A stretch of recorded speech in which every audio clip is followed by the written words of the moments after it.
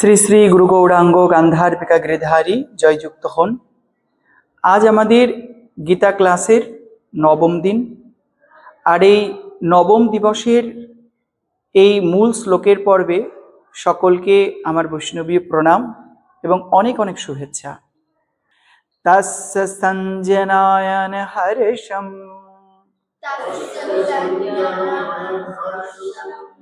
কুরুবৃদ্ধ্যঃ পিতামহঃ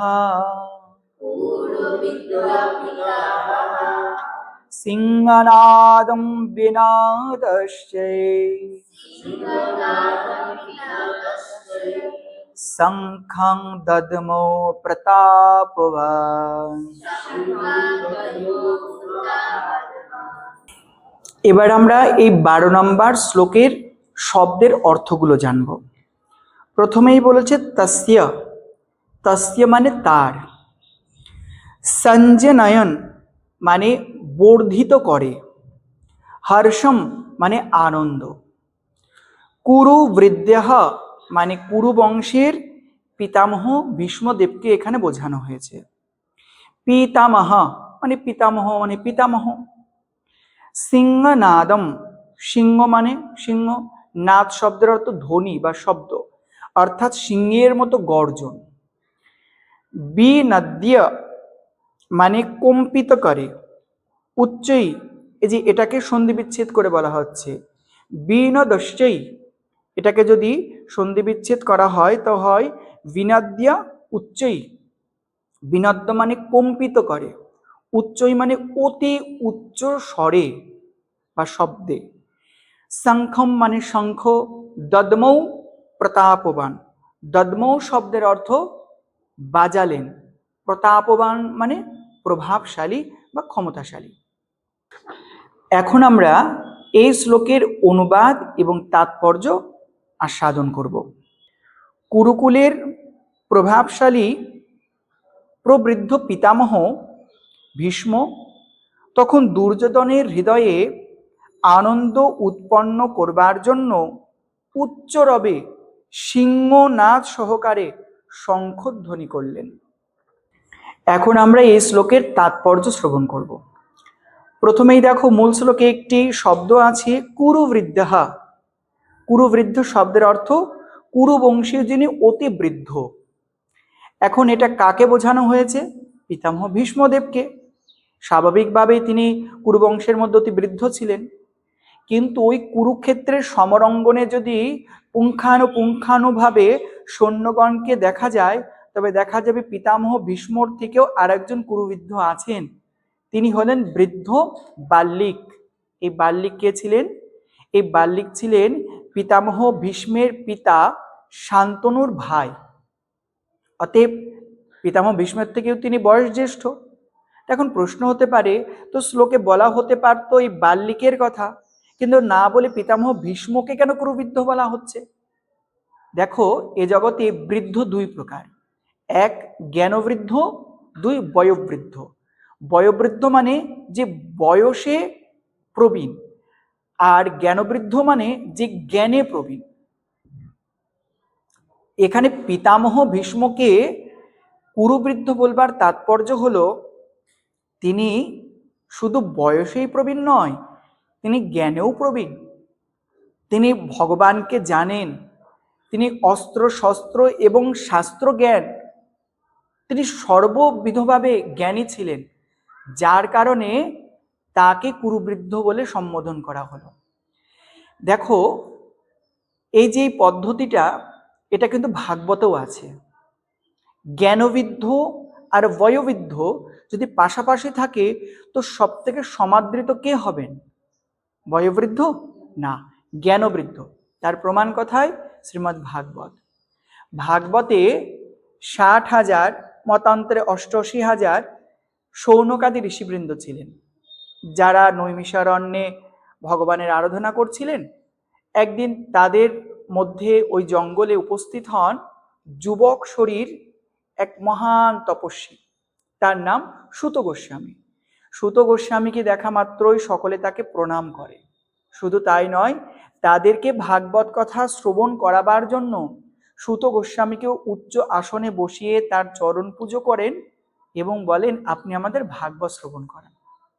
এখানেও যদি আমরা লক্ষ্য করি তো দেখো শৌনকাদি ঋষিগণ তারা বয়োবৃদ্ধ, অনেক তাদের বয়স, কিন্তু সুত গোস্বামী ছিলেন যুবক, কিন্তু তিনি ছিলেন জ্ঞানবৃদ্ধ, যার কারণে বয়োবৃদ্ধগণও জ্ঞানবৃদ্ধকে সমাদর করলেন, তাকে প্রণাম করলেন। তাই এখানে কুরুবৃদ্ধ শব্দের এই তাৎপর্য আমাদের আচার্যগণ তারা বর্ণন করেছেন। আমরা তারপরের চলে যাব। দেখো এখানে একটি কথা বলেছে সিংহনাদ সহকারে, মানে সিংহের মতো গর্জন করলেন। আচ্ছা, সিংহের গর্জন কেউ কখনো শুনেছো?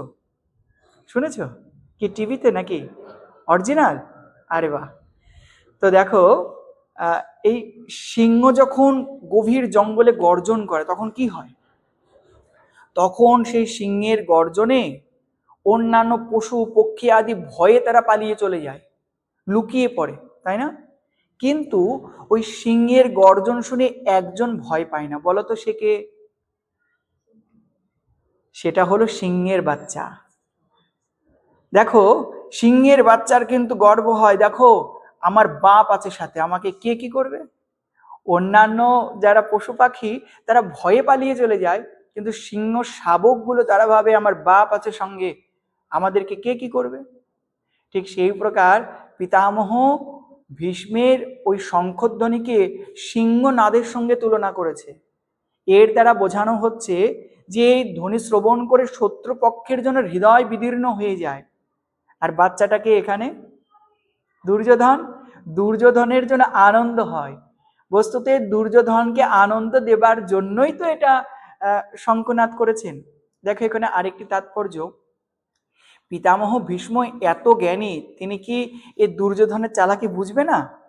যে দুর্যোধন একটু আগে তার সামনেই দ্রোণাচার্যকে কত কথা বলেছে তাকে মোহিত করবার জন্য, আর এই কথা যে দুর্যোধন তাকে মোহিত করবার জন্যই বলছে, এটা খুব ভালোভাবেই জানেন পিতামহ ভীষ্ম, কিন্তু তিনি সেটা বুঝতে দিলেন না। আসলে পিতামহ ভীষ্ম তিনি তো তার সম্পর্কে তো বংশধর হয়, নাতি হয়, ওই জন্য দুর্যোধনের এই চালাকিকে তিনি ছেলেমি ভাবলেন, এ তো বাচ্চা, এ বাচ্চাদের মতো করছে, একে আর কি বলবো। তো ওই জন্য দুর্যোধনের একে ছেলেমি ভেবে তিনি দুর্যোধনকে আশ্বস্ত বা আনন্দ দেবার জন্য শঙ্খনাদ করেন সিংহের গর্জনের মতো। বোঝা গেল?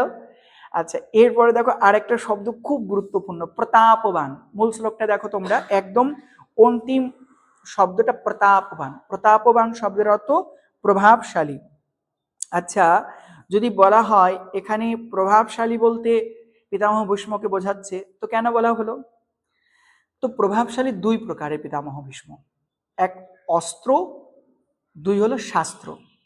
প্রথমে তার অস্ত্রের নিপুণতার কথাই বলা যাক। একটু আগেই তোমাদের বললাম 11 নম্বর শ্লোকের ব্যাখ্যায়, যে যখন কাশীরাজের সবাই সমস্ত রাজাকে পরাজিত করে তিনি সেই স্বয়ংবর সভা থেকে কাশীরাজের 3 কন্যাকে হরণ করেছিলেন, সমস্ত রাজা একসঙ্গে পিতামহ ভীষ্মের সঙ্গে যুদ্ধে লেগে গেছিল। পিতামহ ভীষ্মের এমন প্রতাপ, শস্ত্রের প্রতাপ, যিনি সকলকে পরাজিত করেছিলেন। তাহলে বোঝা গেল তার কেমন অস্ত্রবিদ্যায় পারঙ্গমতা আছে। দ্বিতীয়ত, পিতামহ ভীষ্মদেবের অস্ত্রগুরু কে ছিলেন? ভগবান পরশুরাম। তিনি কিন্তু এই পরশুরামের সঙ্গেও একবার যুদ্ধে লিপ্ত হয়েছিলেন, কিন্তু সেই যুদ্ধেও কিন্তু তিনি পরশুরামের কাছে হার মানেননি। তার মানে বোঝা যাচ্ছে পিতামহ ভীষ্মদেব কত বড় মহান যোদ্ধা। তার প্রতাপবান শব্দে দুটো দিক নির্ণয় করা হয়েছে, এক তার শস্ত্র, শস্ত্রের প্রভাব প্রমাণ মিলল। এবার তার শাস্ত্রের প্রভাবের কথা আমরা শুনব। পিতামহ ভীষ্মদেব যখন শরশয্যায় ছিলেন, আর শরশয্যায় যখন তিনি শায়িত হয়ে আছেন, তো তখন স্বয়ং পঞ্চপাণ্ডবকে নিয়ে, অনেক মুনি ঋষি বৃন্দকে নিয়ে ভগবান শ্রীকৃষ্ণ তিনি পিতামহ ভীষ্মদেবের কাছে উপস্থিত হন। আর সেখানে উপস্থিত হয়ে সেখানে যুধিষ্ঠির মহারাজকে বলেছিলেন, দাদা দেখুন, আপনি যদি এই সংসারের ধর্মজ্ঞান জানতে চান তবে এই মুহূর্তে বিলম্ব করবেন না, পিতামহ ভীষ্মের চরণে গিয়ে সেটা জেনে নিন, কারণ উত্তরায়ণ সমাগত কিছুক্ষণের মধ্যে পিতামহ ভীষ্ম তিনি এই সংসার ত্যাগ করে সেই জ্ঞানরূপ সূর্যের অস্তনমিত চলে যাবে। তাই আপনি অতি দ্রুত যান, কিছু জানার থাকলে তার থেকে জেনে নিন। পিতামহ ভীষ্মদেব তিনি তাকে দিব্য জ্ঞান প্রদান করেছিলেন, যে কথা মহাভারতে ভীষ্ম গীতা নামে প্রসিদ্ধ। তোমরা যদি এই ভীষ্ম গীতার সার কথা কি তোমরা জানতে চাও, তবে এই ভিডিওর কমেন্টস অবশ্যই লিখবে জানতে চাই। তবে আমি পরবর্তী কোনো ক্লাসে অবশ্যই ভীষ্ম গীতার সার কথা তোমাদের সঙ্গে তুলে ধরার চেষ্টা করব। তো পিতামহ ভীষ্মদেব তিনি সমস্ত সেই জ্ঞান যুধিষ্ঠিরকে দান করেছিলেন। এর থেকে কি প্রমাণ হয়? পিতামহ ভীষ্মদেব মহাজ্ঞানী ছিলেন, মহাশাস্ত্রজ্ঞানী ছিলেন। এরপরে আরেকটি প্রমাণ দেখো, পিতামহ ভীষ্মদেব যুধিষ্ঠির মহারাজকে দিব্যজ্ঞান দেবার পর তিনি ভগবান শ্রী গোবিন্দকে স্তুতি করেছিলেন, যেটা ভাগবতে আছে। সে স্তুতি অপূর্ব সুন্দর। পুষ্পতাগ্র ছন্দে তিনি পিতামহ ভীষ্ম গোবিন্দকে স্তুতি করছেন। কেমন? ইতিমতিরূপকোলে পিতা বিতৃষ্ণা ভগবতী সাত্তত পুঙ্গবে বিভূমি। এই প্রকার পিতামহ ভীষ্ম স্তুতি করে ভগবানকে প্রসন্ন করেছিলেন। এর দ্বারা আমরা কি প্রমাণ পাই? পিতামহ ভীষ্মদেব শুধু অস্ত্রেই নিপুণ ছিলেন না, তিনি শাস্ত্রেও নিপুণ ছিলেন। ওই জন্য মূল শ্লোকে বলা হলো প্রতাপবান, অর্থাৎ যিনি অস্ত্র এবং শাস্ত্র দুই দিকের মহাজ্ঞানী ছিলেন। আজ এই দুটো শ্লোকে আমরা আলোচনা করলাম। পরবর্তী ক্লাসে আমরা পরবর্তী দুটি শ্লোক আলোচনা করব, 13 এবং 14। তো এই শ্লোকে কি বলেছে একটু তোমাদের টাচ দিয়ে রাখি, যে এই শ্লোকে শুধু শঙ্খ নয়, আরও অন্যান্য বাদ্যযন্ত্র বাজবে এবং এর পরবর্তীতে ভগবান শ্রীকৃষ্ণও শঙ্খধ্বনি আদি করবেন, যেটা আমরা পরবর্তী ক্লাসগুলোতে জানতে পারবো। এখন তোমাদের কাজ আমার সঙ্গে সঙ্গে এই দুটো শ্লোক তোমরা আরেকবার উচ্চারণ করবে। অয়নেষু চ সর্বেষু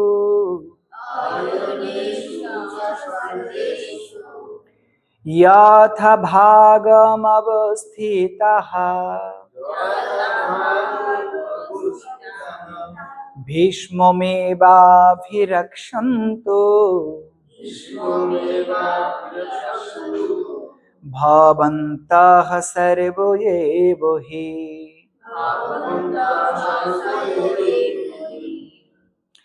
तस्य सञ्जनयन् हर्षम् कुरु वृद्ध्यः पीतामहः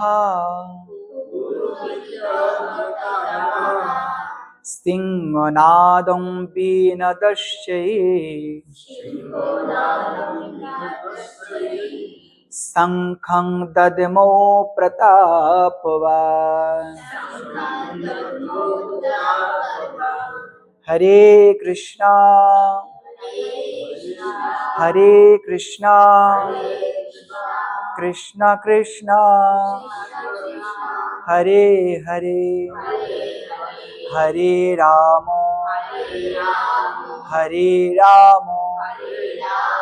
राम राम हरे हरे।